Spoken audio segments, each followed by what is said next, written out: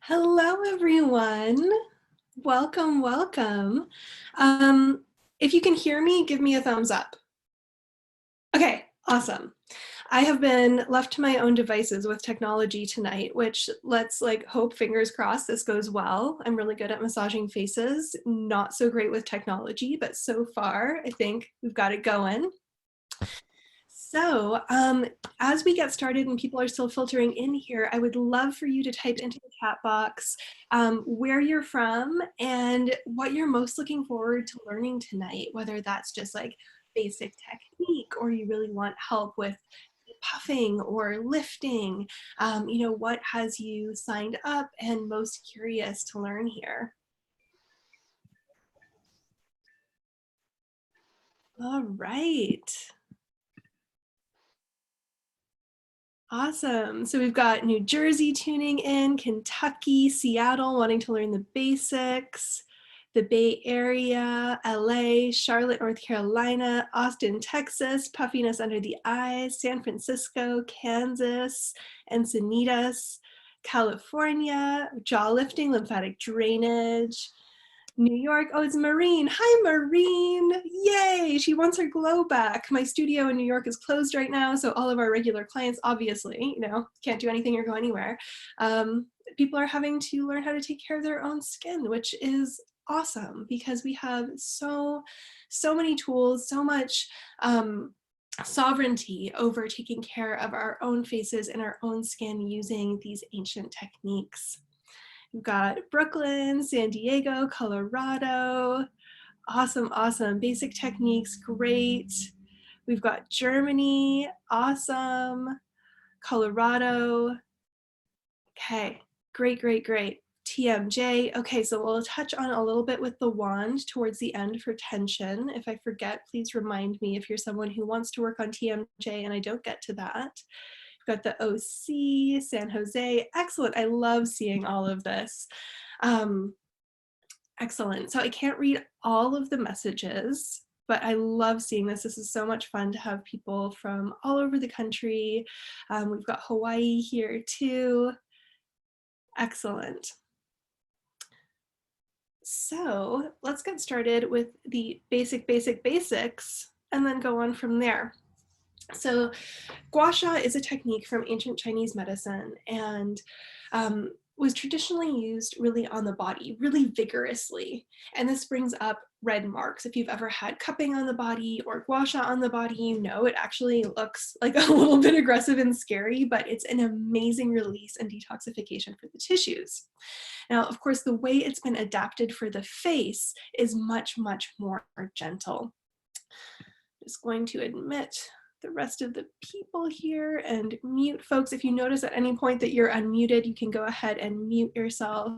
I'm also really bad at multitasking, so I'm going to try and keep my train of thought while we get everything done here. So adapted for the face, it's much more gentle and much more refined. You know, we're not moving back and forth really vigorously unless we're using that specific technique with the comb edge over fine lines and wrinkles. And it's much, much more gentle. The pressure is very light. So when we combine pressure and speed, so if you were doing a technique with friction and using a lot of pressure, then you would bring up a mark on the face. And we really don't want to do that. That's really not the goal here. We want to be able to influence the flow of blood, bringing fresh nutrients and fresh blood supply to the skin cells, which Gua Sha does, increase the lymphatic drainage to decrease puffiness and remove toxins from the skin, bring energy to the face, relieve tension, but we always have to choose, are we using pressure or are we using speed? So for example, with the wand tool, if you're going a little bit deeper and using more pressure, or even if you wanted to get in an area that's fleshy, like the cheek, using a bit more pressure, you can do that, but you can't do it with speed at the same time because you will bring up those marks. Just continuing to let people into the meeting that are joining us now. So a few things, we always want to start obviously with clean hands, clean skin, clean stone. And then some of the basics are that we always start with the neck, right? So the way that we go about our full ritual is that we start with the neck, starting at the back of the neck, working our way around to the front. And the reason we always start with the neck is because the neck is the gateway for circulation to the face. So any of that fresh blood supply coming up to the face and any lymphatic drainage coming down out from the face and back to here where it drains above the collarbones. It all has to go through the neck, right? And if we have a lot of stagnation, a lot of tension in the neck, that's going to prevent the optimal flow from happening.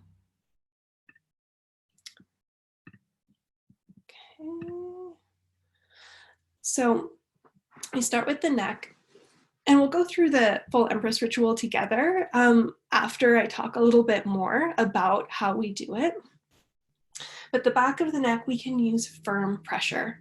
So the back of the neck, the tops of the shoulders, the tension is tense, the tension is tense, the tension is strong, but the skin is really tough and resilient in these areas as well, right? So we can actually, use more pressure and get in there more deeply without worrying so much about bringing up marks, which can happen more on the delicate areas of the face. So back of the neck, tops of the shoulders, we can release that tension. As we come around the neck, we really want to lighten up on the pressure. So it's really delicate. The side of the neck, the front of the neck, those are areas where it feels really bad to use pressure. It feels like you're being strangled. And it's also, we have more delicate skin, more delicate tissue, so we really ease up on the pressure coming around the neck. So to establish our pressures, firm, medium, and light, this is one of the most challenging things to really explain virtually without showing you. So if you have your stone with you now, you can, even if you have a little bit of oil, apply it to the forearm so you have a bit of slip and glide. I'll go ahead and do that now as well.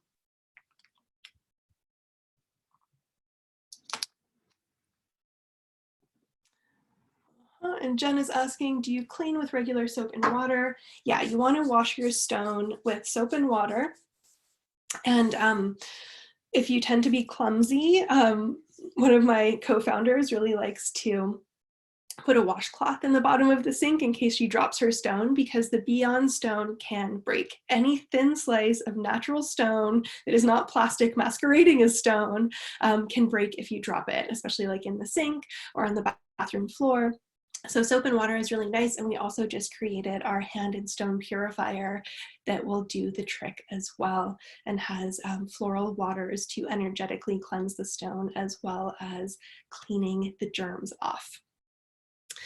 So now that we've got a little oil on the forearm, so pretend you've been carrying heavy groceries. Maybe you have been. Anything heavy where like the belly of your muscle in the forearm would be really tight and you want to massage it out. You can actually use some pressure getting in there with the stone, as if you wanted to release that muscle, massage that muscle. So that is your deep pressure that you can use for the back of the neck, tops of the shoulders, areas, again, where we carry a lot, that we have a lot of tension and we want to open up so that we can have that beautiful slow circulation. Next, let's practice with our really light pressure. So for this, you're just going to lay the tool on your forearm and you're just going to feel the gravitational weight of the stone, and then glide that along. You're not even adding any pressure. So you can feel how light that is, but that you're still getting a pull. And you can also see how flat I have the stone there. So that gives you that little bit of a pull that's really, really magical for lymph drainage and firming. Now, somewhere in between what these two pressures are for you is going to be your medium. So to recap, the firm is what we can use over the sort of back of the neck, tops of the shoulders. If you wanted to get into like a very fleshy area like the cheek with a bit more pressure, you could, always being mindful again that you can't mix speed and pressure. And then that light pressure is what we're going to be using for the delicate areas, front of the neck, under the eyes. If you have sensitive skin, I saw someone mentioned they're concerned about rosacea and eczema. So if you have rosacea, you're going to want to use really light pressure if you're more sensitive in general. And also that lighter pressure is going to focus a bit more on the lymph drainage. So if you want to really focus on, let's say, depuffing, that lighter pressure is going to be affecting the lymphatic system more because it's right under the surface of the skin. Okay. Someone's asking, can I go over breakout? Someone else, Gua Sha, over acne? No. So those are some of the contraindications. So we'll get into those next. You don't want to Gua Sha over anything that is inflamed in the skin. So no breakouts. If you have any other kind of wound or inflammation that includes like an eczema patch or psoriasis patch, You don't want to go over that. If you have rosacea and it's really active over the cheek area, you would avoid that as well because that counts as inflammation. You don't want to gua sha when you're really sick. So if you get sick and you're actively laid up in bed on the couch, certainly, if you happen to get COVID, no gua sha. You just want to let the body rest because we are stimulating these actions. We're giving the body a job. We're putting in motion this increase of circulation, increase of lymphatic drainage. And when the body is truly sick, you just want it to rest. If you have allergies, it's fine. If you're at the tail end of a cold, just a regular cold, and you maybe have some sinus congestion lingering, it's absolutely fine. But when you're really sick, if you have a fever, if your body's fighting something off, it's a time to skip and just rest. Okay, so other contraindications include injections. If you have Botox or filler, work around those areas until they're worn off. With Botox, you know it's worn off when you can move your face again. So even with my clients in my practice, if they have on their form that they've had injections, I actually have them show me that they have that facial movement back before I do gua sha over it. Fillers and Botox are supposed to just stay where they are and do their job and not really be moved around. So we want to avoid doing that. And Shirley's asking, so you can gua sha other areas around acne, just not go over it. That is correct. So if you had a breakout, you can totally gua sha around it. Let's say I have a breakout right here. I can work everywhere around that. If you have full-blown acne, then you can still do like the back of the neck and shoulders if that's clear, but you want to stay off any areas where you do have an actual breakout. Other contraindications or contramodifications I'm trying to think of. Pregnancy, I'm sure we've got some pregnant ladies on here. You want to use light pressure over the tops of the shoulders so everyone else can use that really nice firm pressure to release the tension in the shoulders. But for pregnancy, there is a pressure point towards the outer edge of the shoulder, or kind of where your bra strap would go, that has a strong descending energy. So that's actually a point that acupuncturists will use to induce labor for clients that are pregnant and want to go into labor. So we want to avoid putting our pressure there. Otherwise, everything's totally safe. With pregnancy, I tend to be a little bit more gentle and use softer pressure in general, but everything else is completely safe. Okay. Few other questions. Will the Botox wear off sooner? Yes, Botox will wear off sooner if you gua sha over it, and if it's fresh, you run the risk of actually moving it and bringing paralysis to an area that you didn't intend to paralyze. Over fat grafted or fat transferred areas of the face, I'm actually not super familiar with that. If it's a new procedure, I would work around it and check in with your surgeon, asking if facial massage is appropriate for you after having that procedure.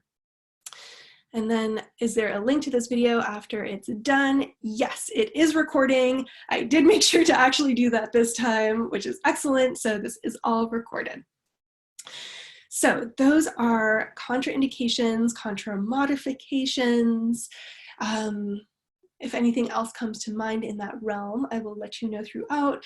If there's anything that's like really specific to you, if you have a condition that you're not sure about, or you've had a procedure that you're not sure about, always ask your doctor or your surgeon, whoever is helping you with whatever that condition or procedure was. Ask them if facial massage that stimulates lymphatic drainage is appropriate for you. All right, so we've established our pressures, and we will now go over the angle of the tool. So you don't want it to be perpendicular. You want it to be really close to the skin.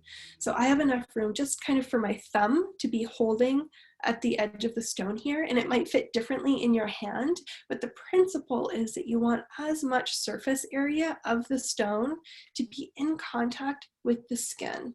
So that way you get that sense of pull that I was talking about earlier when we practiced on the forearm, that gentle, gentle tugging. And again, that's going to help to increase the lymphatic drainage and also have a nice firming effect. The other thing that you'll see is my other hand is coming into support, right? So as I'm getting this tug happening, I'm also coming in and holding the skin in place. So it's not pulling the skin apart, but it's just anchoring. It's holding so that the whole face, especially if the skin is a little bit thinner or has lost some elasticity, you're not over pulling the skin. So that way we get the benefits without the downsides. You want to be especially aware of this in areas that are more delicate. For the under eye, my anchor hand becomes anchor fingers. So I'm coming in with my fingers, so I'm not over pulling the delicate under eye skin. And we always want to make sure there's enough oil so that we have slip and that we're not using too much pressure in those delicate areas. You want the slip to feel like the stone is gliding. It's gliding nicely and easily, but it's not a slip and slide. You get that sense of pull. If you have too much oil on the skin, it will feel like it's just kind of gliding along without getting that magical tug on the tissue. And that lets you know that you've got a bit too much oil, so you can always pat a little bit off with a washcloth. Without further ado, I think we can get into doing our ritual together. We've gone over the origins of Gua Sha, comes from ancient Chinese medicine, was originally done on the body, now it's adapted for the face. We've gone over our pressures, we've gone over our angle, we've gone over contraindications. I guess the benefits of Gua Sha, if you're here, you're a believer.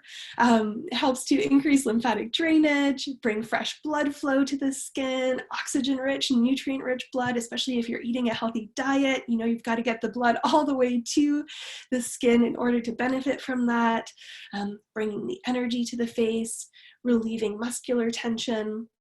And also, most of the time, people tend to sink into a parasympathetic state of the nervous system. So that's rest and digest. We have fight or flight, and then we have rest and digest. And it's a bit more of a dimmer switch than a binary, but facial Gua Sha, doing these small gentle movements on our face, really helps us to sink into that deep relaxation. And that's what I find really gets people hooked. You know, the benefits are amazing, having gorgeous skin, but the way it makes you feel is honestly the biggest motivator to sit down and pick up your stone, take a few minutes for yourself out of your busy day. You know, it's crazy times right now, weird times, you know, for everyone. We're all affected by the current situation in one way or another. And Goddess bless all of the healthcare workers and all of the parents that are having to homeschool and everyone whose life is just turned somewhat upside down because of this. Okay. Someone's asking, is it better to do Gua Sha in the morning or evening? Whenever you have time. As I said, you always want to have clean skin before you're applying products, right? It just makes sense. You're not going to apply product to skin that you know, you haven't just cleaned. And so it's usually easiest before or after cleansing, in the morning or evening.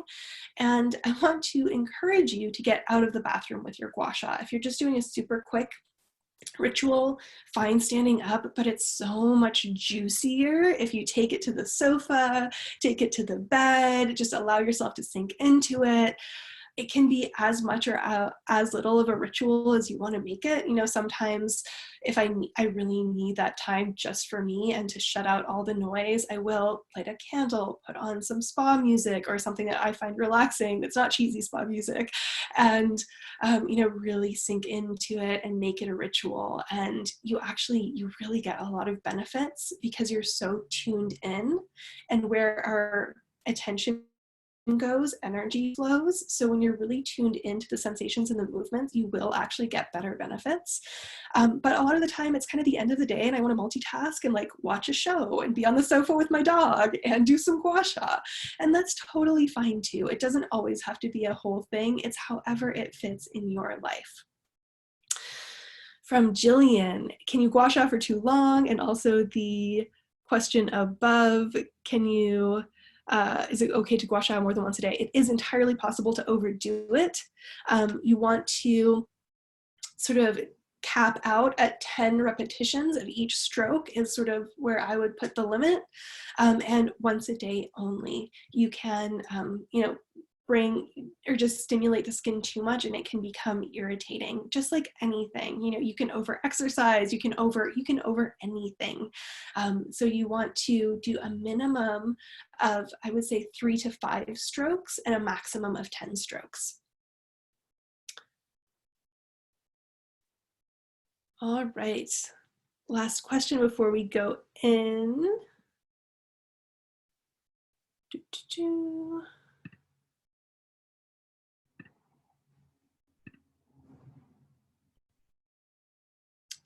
Can this be done in a dermaplaning session? I would, no, I would do those separately. That would be too much stimulation. Similar to the question here, is it too stimulating to the skin to exfoliate with a physical exfoliator and then Gua Sha? Yeah, I would skip that. So if you're going to be doing Gua Sha, you don't want something else really stimulating happening on the skin before or after. You want to do that on a separate day. All right, we're gonna go into the Gua Sha ritual now. So make sure that you've got oil on the neck, on the face. I applied some before, but I'm just gonna get a little bit more to make sure I have that right amount of slip where you feel like the tool is gliding really beautifully. It's not kind of getting stuck along the way. And you're also not creating a slip and slide. As far as product layering, I really like just having the tonic and oil on my skin. And then if I have other products that I want to apply after, once I'm done with my full Gua Sha ritual, the oil should be fully absorbed and I can then go ahead and apply those afterwards. So I'm going to admit the last people who are waiting to join the meeting, and then we're going to cut them off. And they'll just have to watch the recording. Excellent. Okay, so first stroke comes up the back of the neck using the U edge. Again, your pressure can be firm here. The pressure is going to be on these 2 points next to the spine rather than on the spine. This is also activating one of the main energy channels in Chinese medicine.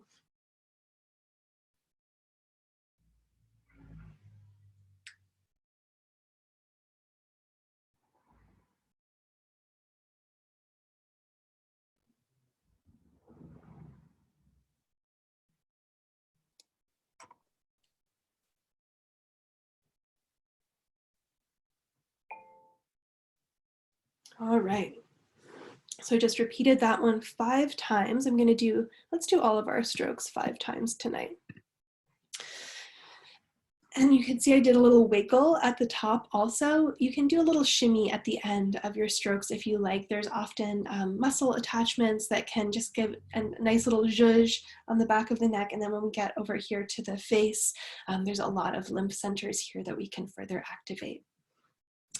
All right, next we're going to use the comb edge coming up the back of the neck right next to the spine. 5 times. Pressure can be firm if that feels good for you.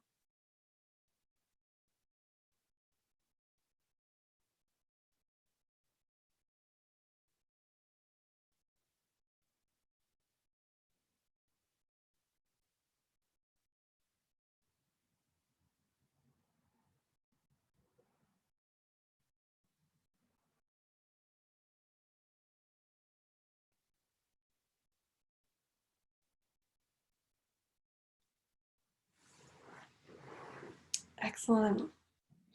Already feeling so much more grounded and relaxed just from doing those couple of strokes. It's a lot managing the, letting people in and making sure everyone's muted, and just, I was able to really just sink in there. So let's all take a deep breath.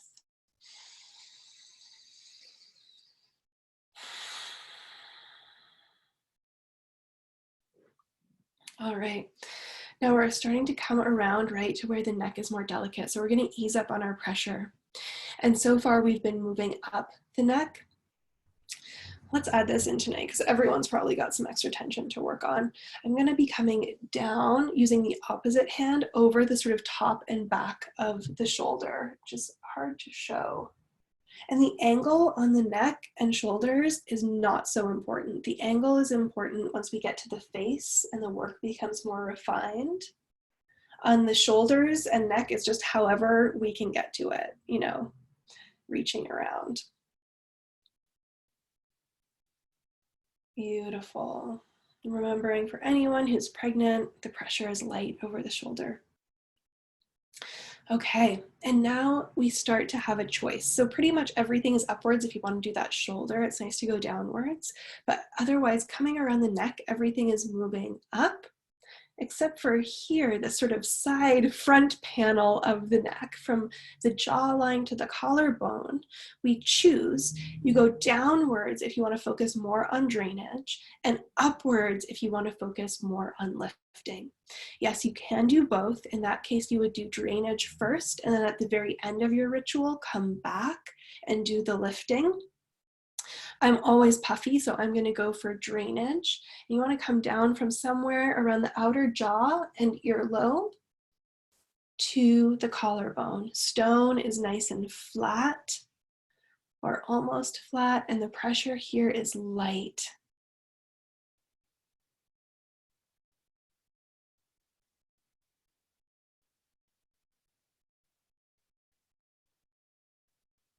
Breathing deeply.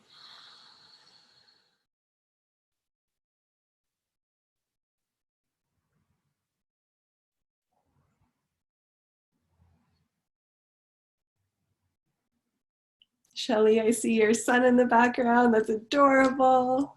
I feel like I know him from Instagram. Okay, next coming to the throat. This is the mirror image energetic channel to the one that we did on the spine. And this stroke is really more energetic. We want it to be feather light using the U edge coming up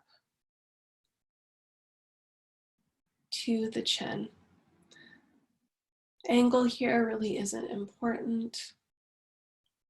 Just needs to be very, very light.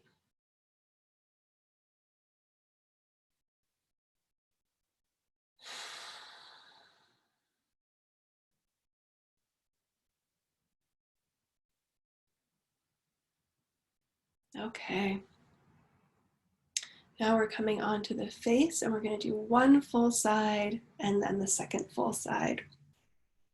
So U edge comes along the jawline, and here we're starting to bring in our anchor hand, and if you want to do a little wiggle at the end, that can feel really good. Pressure is light to medium. Breathing deeply, tuning into the sensations.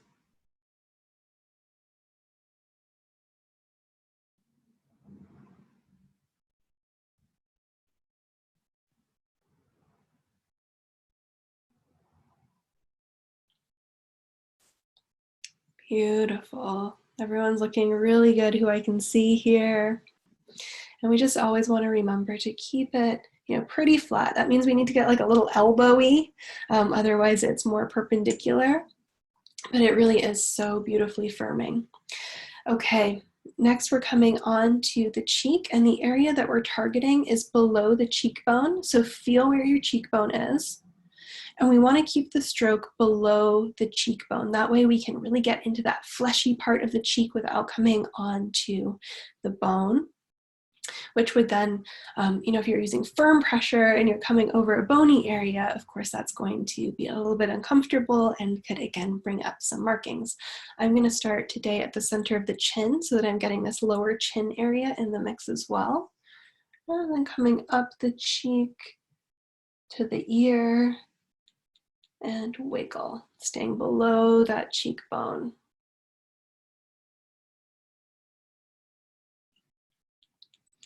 And your anchor hand can move along with the stone if that's not overcomplicating it for you. If it is, don't worry about it. But we do know that we're here on the face. If your anchor is here on the chin, it's actually not doing anything. You want to be next to the chin, so I'll start the stroke, and then when I'm here, I come in with that support hand, because when we're here, it's actually not doing anything to affect the skin over here. If I come in once I have the space for it here, then it is affecting the skin on the cheek more. Does that make sense? I hope it makes sense. Okay. Wonderful. So next we're going to come onto the cheekbone with the U edge and contour around the cheekbone. Ending sort of above the ear at the temple, really just following that cheekbone.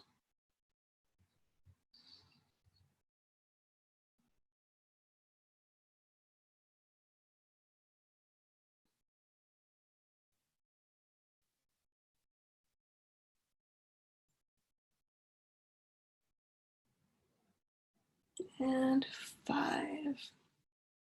And I'm just seeing in the chat box here, it would be nice if someone from your team could respond to messages so you don't have to.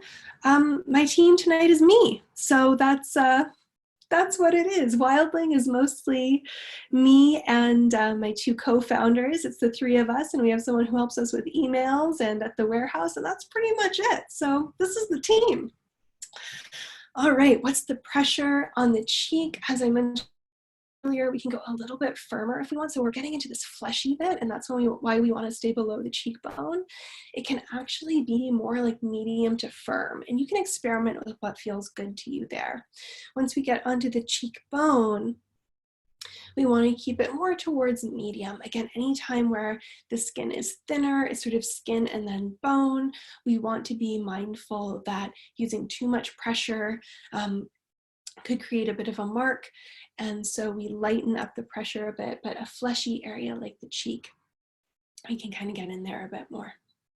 All right, coming now to the under eye. We're going to use this little short edge of the stone, and I line it right up with the nose so that it is lined up there parallel to the nose. And you want to make sure that you have just a little bit of space between your lower lash line and the stone so that you're not getting any oil into the eye, you're not irritating the eye itself. But we can absolutely be on the under eye area just with very light pressure. Coming out to the temple, and a shimmy if you like.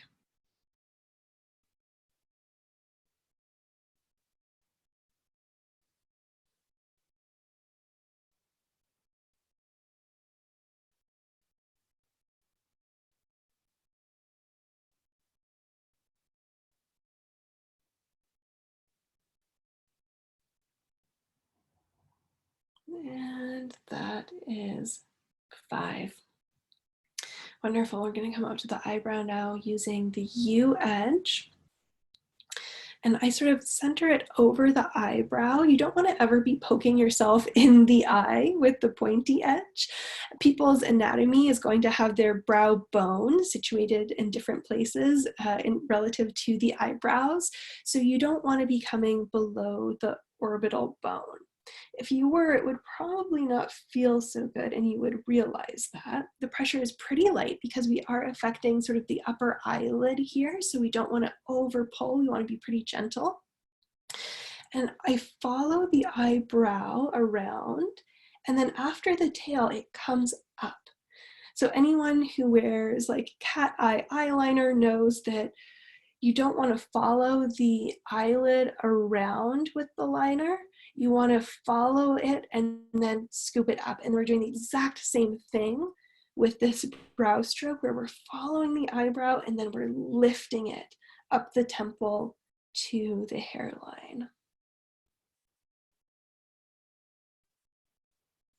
Okay, coming on to the forehead now. Let's go ahead and start actually at the temple and just do a few more strokes here, lifting from that outer corner of the eye to the hairline. And the pressure here is medium to light.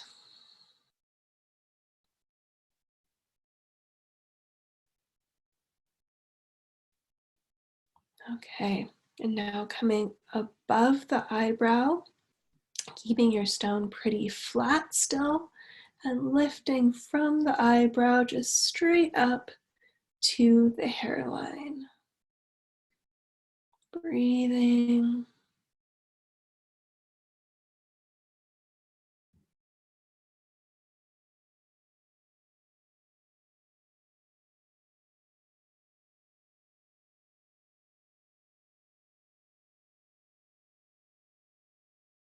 And 5. And then coming to possibly my favorite ever, over the third eye, starting below the brows, stroking up the forehead. And the pressure here is medium to medium light.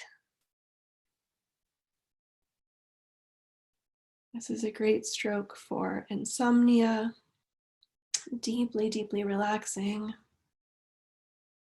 You can even use it on kids that can't fall asleep.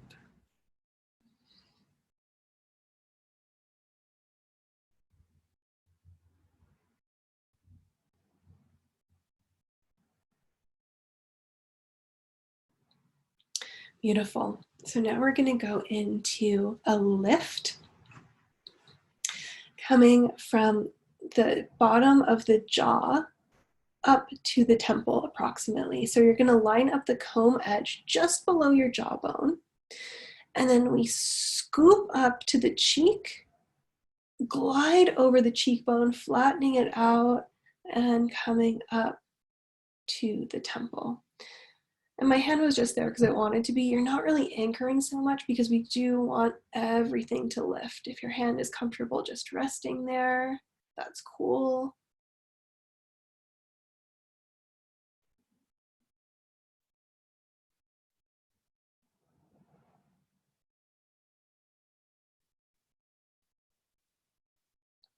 Excellent. So that is side 1. Let's all take a deep breath and see what has shifted from side 1 to side 2 so far.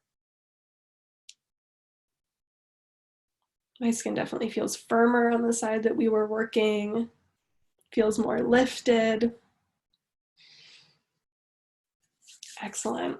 So if you're noticing anything, let me know in the chat box. Someone says your mid-face looks amazing. Great. Feels good. Someone asked you, oh, don't need to anchor on the forehead. The forehead skin doesn't move so much. So we really want to anchor where the skin is going to move. If you have, a forehead that does move more, you could anchor in opposition. Absolutely. My forehead doesn't move so much, so I skip it there. Again, with like the cheek area, anywhere where you would see skin bunching behind the tool, or anywhere the skin is really delicate, like the eye area where you don't want to over tug, you definitely want to be anchoring. Yay, feeling the difference. Kristen says I have a cheekbone, so much firmer on the first side from Olivia. Carla's feeling more relaxed, so is Rachel. The eyebrow feels lifted, says Linda. Excellent, excellent. Lots of cheekbones here. Face feeling different when I smile. Yes, excellent. So Alex is asking, are you going to show us anything for the jaw? We'll get into the wand towards the end. Okay, so the next move that we'll do, we're not going to go through a lot of this on this side, but I'm going to show you how. So using the comb edge for friction to start to break down fine lines and wrinkles, the fascia starts to get kind of baked in to habitual expressions from chronic tension or just moving our face a lot, which is part of being human. But to start to break those down, so let's say I was working on the nasolabial line, you want to take the comb edge like a pencil eraser and you want to anchor the skin. So it's really awkward. It's hard to show. It's never going to be like a smooth, like beautiful move because you're holding and you're doing this, but you just get to it however you can. So you want that skin to be anchored. And then you work along the line. I'm sort of pretending because I'm seeing myself in a tiny, tiny square because I want to see all of your faces. But you would just go along perpendicular, so not in line with the line is not so helpful. You want to do cross friction, so you're pretty perpendicular, and you could do different angles if you wanted to, and you would move down the length of the line. So however far that goes for you, if it goes all the way down to the chin, you would follow it down. Just follow that line however far it goes. The pressure is light when we do friction. When you combine speed and pressure is when you can get a mark. I did go over that in the beginning. So for anyone who joined late, there's a lot about the basics in the beginning. All right, so next we're going to work on the eye area. Again, really light. You want to just go over the where your lines are. So they show up in different places for different people. A lot of folks have the classic crow's feet out here. My lines tend to actually be under my eye. So wherever that is for you, secure the skin with 2 fingers in whatever way works for your anatomy. And then do just very, very light. Remember, we're always extra delicate in the eye area. So this is like the lightest pencil eraser, like you're erasing from very, very thin paper and you don't want to tear the paper.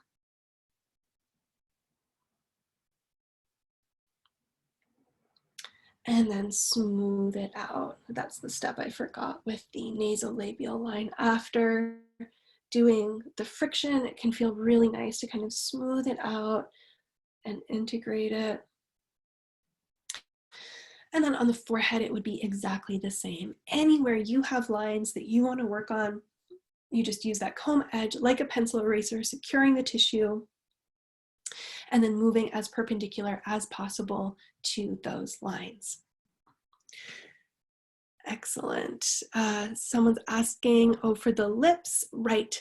So lip, and you can use anywhere, necklines, lip lines, same principle. For the neck, you're securing, you're going as perpendicular as you can to the line, and then you smooth it out. For the lips, the lines tend to be more vertical, so you're going to secure the skin, work more horizontally. And even if you don't have lines around the lips, if you want to plump the lip area, you can actually just go around the outside of the lip line. I'm going to secure right below the lip here, and then move along. And doing that, taking maybe a minute or so to go over the entire mouth would have a very beautiful plumping effect for the lips, even if you're not specifically working on lines around the lips. Okay. I already showed the crow's feet and we're going to move on now because we have a limited time together this evening and I would like to do the second side of the face so that we are not all left lopsided. So we already did the spine. So I'm going to skip the spine on the second side. If you on your own wanted to repeat that, you absolutely could.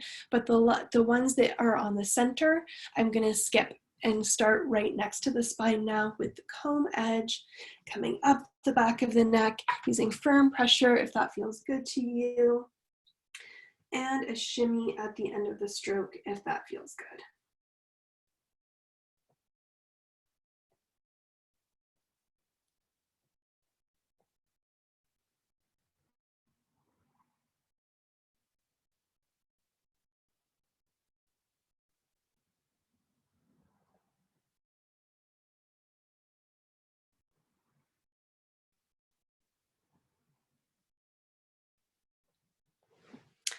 Excellent. And then we'll go ahead and come down the sort of top back of the shoulder using the opposite arm so that this shoulder can relax. Firm pressure if that feels good, unless you're pregnant.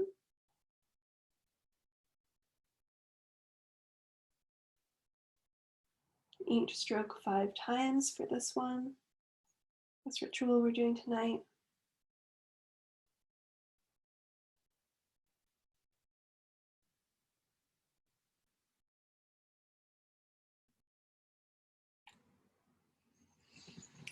Okay, and then choosing, doing on the same side, whatever you did on the first side, either coming down the neck for more drainage or going up the neck for lifting. Our pressure here is light, and we want the stone to be more flat. As I said, for the back of the neck and shoulders, angle doesn't matter, it's whatever works. But here, since we are really focusing on either lymph drainage or lifting, that angle does become more important. When we're doing drainage, always make sure to drink water after. Actually, when you're doing Gua Sha at all, always drink a big glass of water after to flush anything out. If you get achy after Gua Sha, if you have a headache after Gua Sha, those are signs that you are dehydrated and your body isn't able to flush things out. Okay, since we already did up the throat, we're gonna come straight onto the jaw using the U edge. Pressure is pretty medium here, medium light. If you have a fleshier jaw, you can use a bit more pressure. If you have thinner skin and a bonier jaw, you're gonna wanna use less. You can do a nice wiggle at the end. There's a lot of lymph activity towards the outer jaw and ear. Breathe.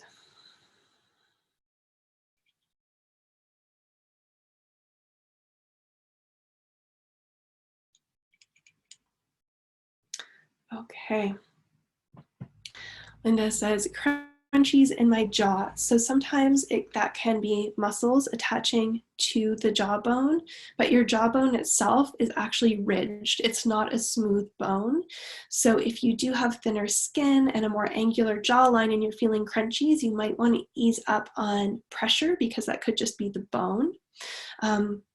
It can also be jaw tension. And if it feels like it is like a muscle, then you can always stop and just do a little wiggle, give some pressure, do a little circle, whatever feels good. And then at the very end, I'm going to show you some jaw moves with the wand as well that are great for that.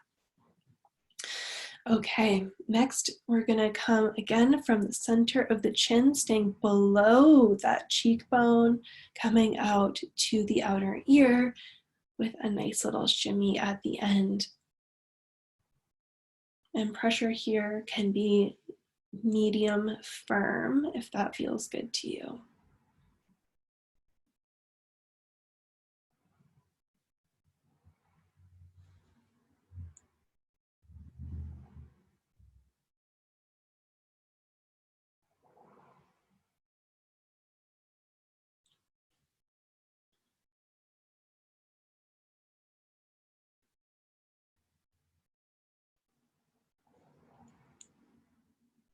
And 5, breathing. Excellent. So when we're staying below the cheekbone there as well, and we're able to get a little bit of that sort of pull with the anchor hand, we're really helping to sculpt and tone that entire area below the cheekbone. So folks that were commenting that they were seeing their cheekbones coming out, it's the combination of that stroke and then coming along the cheekbone with the U edge as well that give those results. Okay, back to the U edge along the cheekbone. We always use the U edge to contour bony areas like the jaw, cheekbone, brow bone, the spine. Pressure is medium, medium light. Again, if you have rosacea or more sensitive skin, you would go lighter pressure always. And if rosacea is inflamed, even skipping a stroke.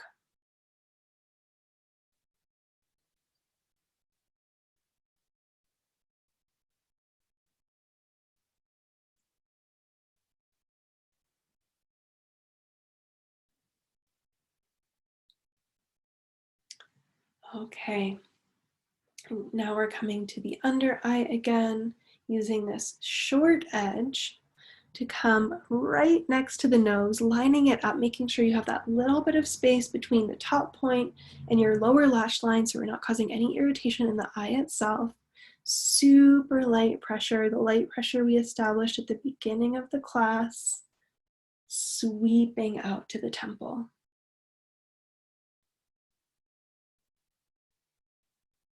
For some reason, this is just so relaxing to me.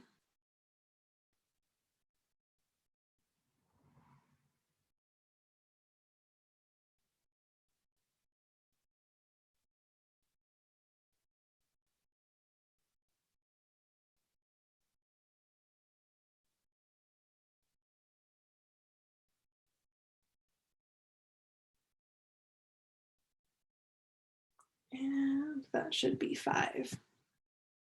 Brow bone is next, coming back to that U edge. We still want the pressure to be fairly light since we are affecting the upper eyelid.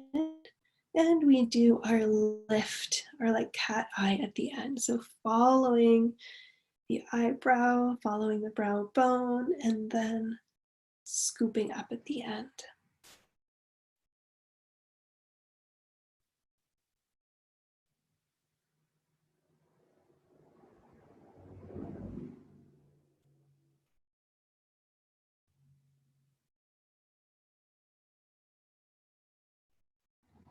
All right, then coming to the temple.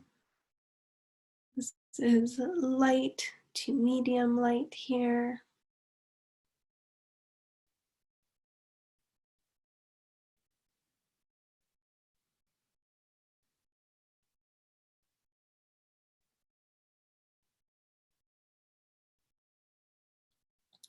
Above the brow.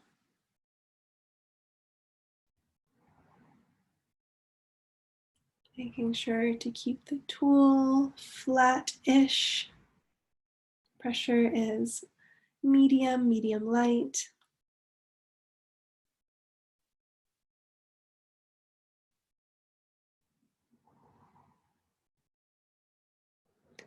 And then we'll repeat that third eye one just because I love it so much. Just a couple of times.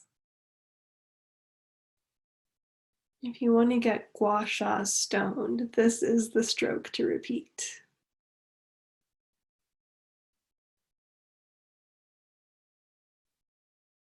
Okay, then we're going to do our lifting. Start using the comb edge to line up under the jaw, and then we scoop up to the cheekbone, glide over the cheekbone, flattening it out and coming up the temple, giving your entire lower face a facelift.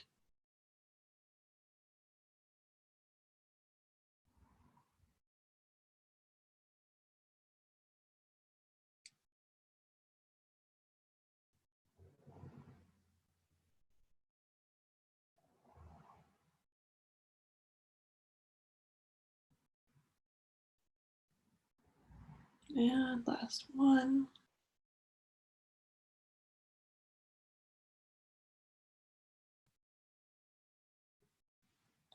And then we'll go ahead and address any fine lines that we did on side 1. So doing a little nasolabial.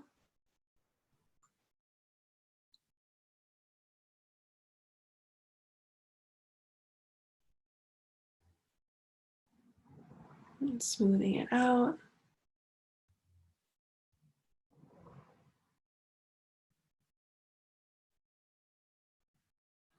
Eye area. So again, it's wherever the lines land for you. You want to work with your own face and your own facial expressions. So creating that little anchor between 2 fingers and then working along the lines. So that could be outside the eye if your crow's feet are outside the eye. Again, I tend to have lines under the eye.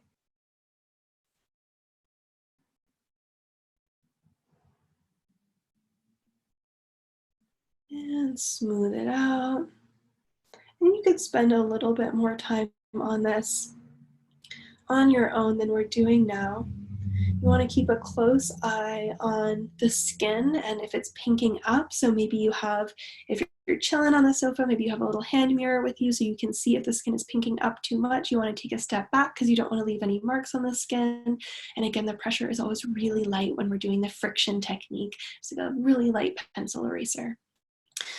All right, so you can go ahead and continue to work with the friction on any areas that you want to, the neck or around the mouth or the forehead. And I am going to take a peek at the chat box while you finish up. Okay.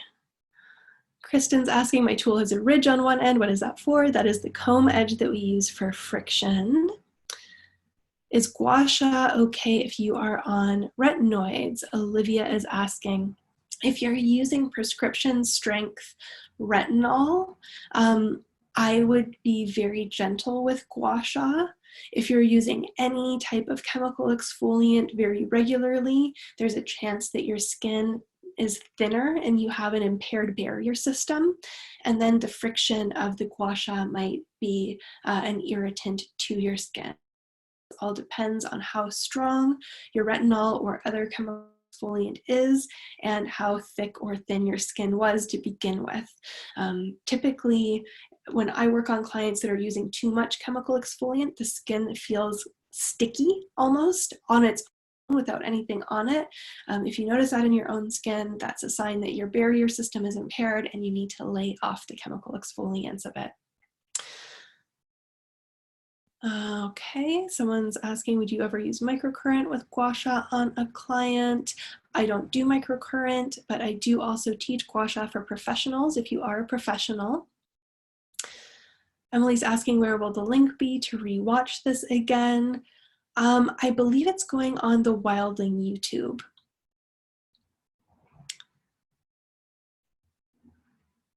Oriana's asking, Britta, if I have a different Gua Sha stone that doesn't have a comb edge, can I do those parts too? The comb edge is what creates that friction to break down the fine lines and wrinkles, which is why we put it in the Wildling stone. Katie's asking how long this treatment would be with a client. Katie, I do teach for professionals where all of that is gone over. I do not recommend working on clients as a professional. If you have not been professionally trained with Gua Sha, there are a lot more contraindications to go over, as well as a lot more benefits and different strokes and moves.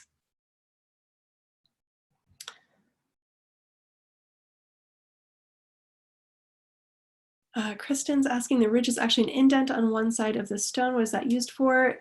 Perhaps the U edge, which is what we use to contour the jaw, cheekbone, brow bone, and spine.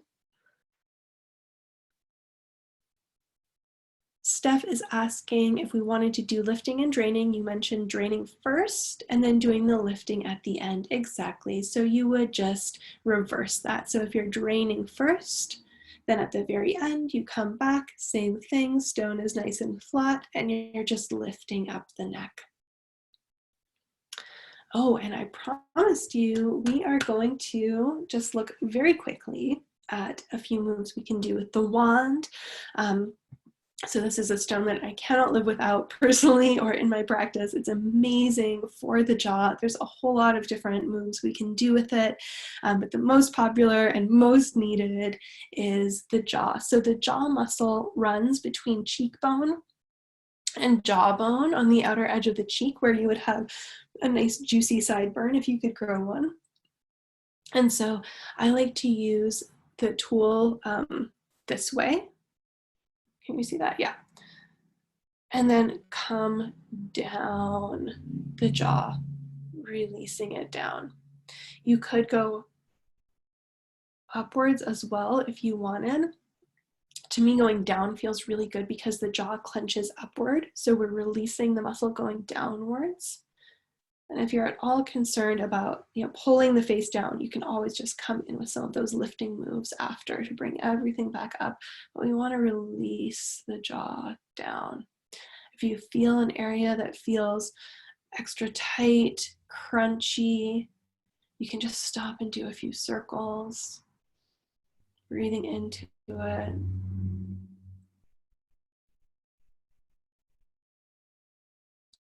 So that is so simple and the best thing for jaw release. Again, there's a lot of other moves. We have a video on our website showing different things you can do with the Empress wand, but I find that that's the most crucial, is just releasing that jaw tension.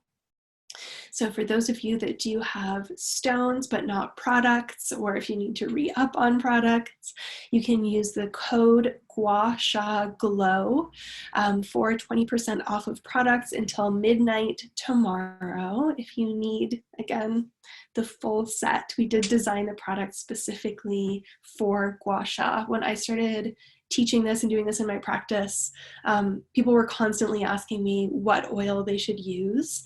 And I was kind of like, whichever oil you're using, I don't know. And I met my co-founder Jill at a workshop I was teaching here in LA, and she approached me after and was like, I was just using, you know, generic stone, a generic oil, and she was like, you should have an oil that's going to enhance the benefits of Gua Sha. You're talking about lymph drainage, you're talking about circulation, you're talking about qi, and your products are just really generic. And I was like, well, yeah, I don't know how to make that. And it turned out Jill does. So that's our formulator who makes the product.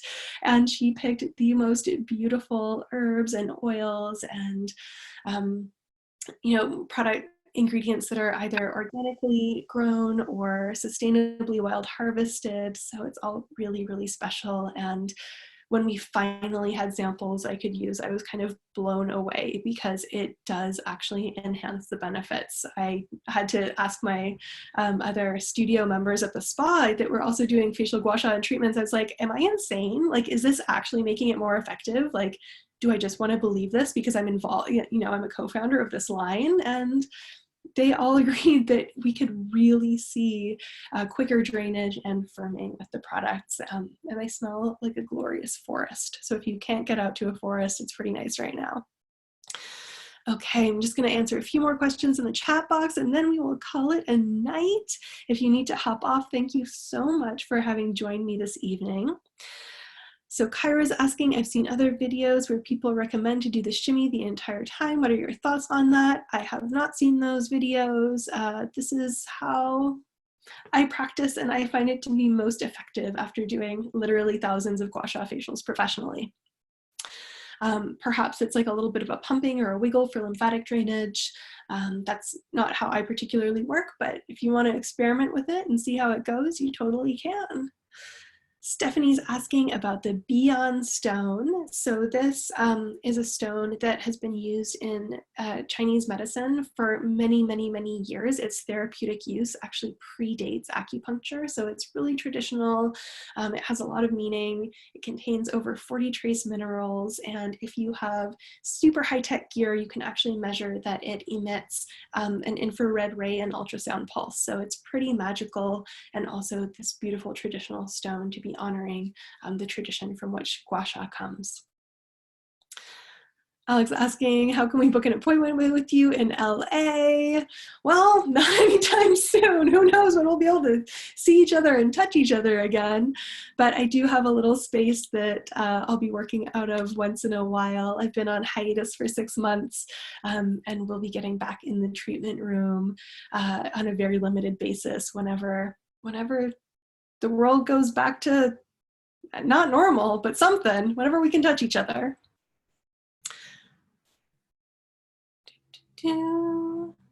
Alma's saying, try to use a discount, but didn't see a place to apply. There should be like a discount code box.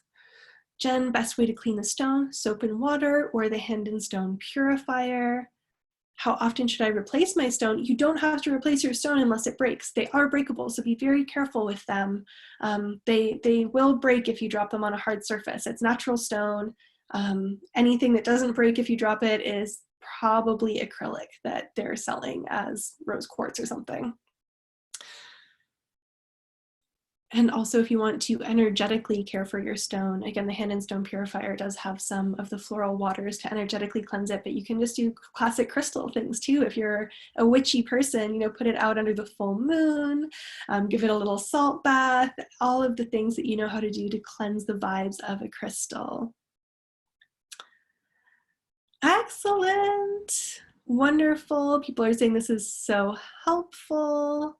Someone's asking where can I get more information on the professional training. You can follow me at Green Beauty Academy on Instagram, and it's also greenbeautyacademy.com.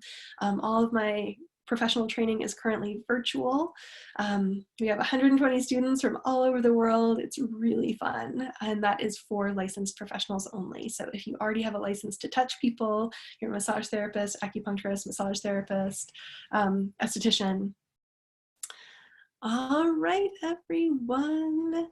Everyone's just saying thank you. Okay, I'm going to sign off. Thank you so much for being here. Be sure to drink lots of water. Kisses, kisses. And I hope you all sleep really well tonight. And it was just so wonderful having you all. This is the biggest class I've ever taught. We've had over 180 folks on here. So cool. I hope that this really helps you to just care for your skin and yourself and carve out some self-care time during these crazy times and always. It's really a technique that you can carry with you for all the decades to come and hopefully pass along to future generations of people in your life that want to take care of their face and their skin in a way that is sustainable and promotes health of their entire being and doesn't involve any chemicals or toxins. We all just want to release the tension, let the circulation flow, and let our own unique beauty shine through. All right, goodbye everyone.